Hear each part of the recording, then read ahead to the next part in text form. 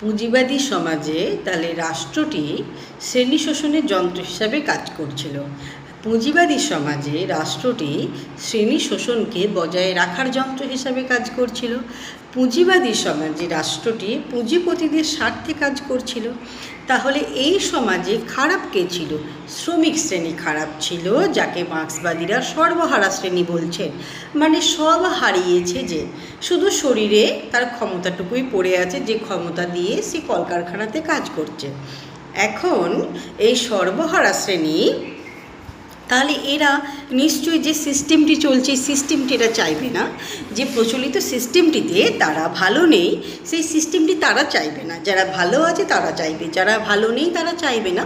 সুতরাং এই সিস্টেমটির তারা পরিবর্তন চাইবে। যে দলটি পরিবর্তন চাইবে বা যে শ্রেণীটি পরিবর্তন চাইবে তারা বিপ্লবী শ্রেণী। তাহলে শ্রমিক শ্রেণী হচ্ছে বিপ্লবী শ্রেণী। এখন শ্রমিক শ্রেণী বিপ্লব করে সমাজটিকে পরিবর্তন করতে চাইলে যে সমাজটি পরিবর্তন হবে এমনটা নয়। তারা কিন্তু বুঝতে পারে তাদেরকে রাষ্ট্র নামক যন্ত্রটি দখল করতে হবে। কারণ রাষ্ট্রের হাতে থাকে সেই সভরেন পাওয়ার। সেই ক্ষমতা যার হাতে তার নিয়মই কিন্তু প্রযোজ্য হবে। সুতরাং তারা কী করলো না, তারা বিপ্লবের মধ্য দিয়ে, মার্ক্সবাদীদের মত অনুসারে বিপ্লবের মধ্য দিয়ে এই বিপ্লবী শ্রেণীটি রাষ্ট্র ক্ষমতাকে দখল করবে। এখন রাষ্ট্র ক্ষমতাকে দখল করার পর নতুন যে সমাজটি আসবে সেই সমাজটির নাম হবে সমাজতান্ত্রিক সমাজ।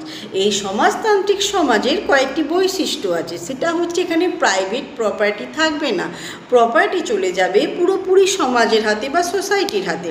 এখন সবাই যেহেতু এই সোসাইটি বা সমাজের সদস্য, তাই সবাই কাজ করবে, সবাই খেতে পাবে। এবার এখন তাহলে রাষ্ট্র কী করবে? রাষ্ট্র কিন্তু এই সমাজতান্ত্রিক সমাজে রাষ্ট্র ধীরে ধীরে সমাজ থেকে শোষণকে দূরীভূত করবে। তাহলে এর আগের স্টেপ পর্যন্ত, অর্থাৎ দাস সমাজ, সামন্ত সমাজ এবং পুঁজিবাদী সমাজে রাষ্ট্র শ্রেণী শোষণের হাতিয়ার হিসাবে কাজ করছিল। আর এখন রাষ্ট্র কী করবে না, শ্রেণী শোষণকে দূর করার যন্ত্র হিসাবে কাজ করবে। কিন্তু তো শ্রেণী শোষণকে দূর করতে করতে আশা করি একটা সময় শ্রেণী শোষণ আর থাকবে না, শ্রেণী বৈষম্য আর থাকবে না, শ্রেণী সাম্য প্রতিষ্ঠিত হবে।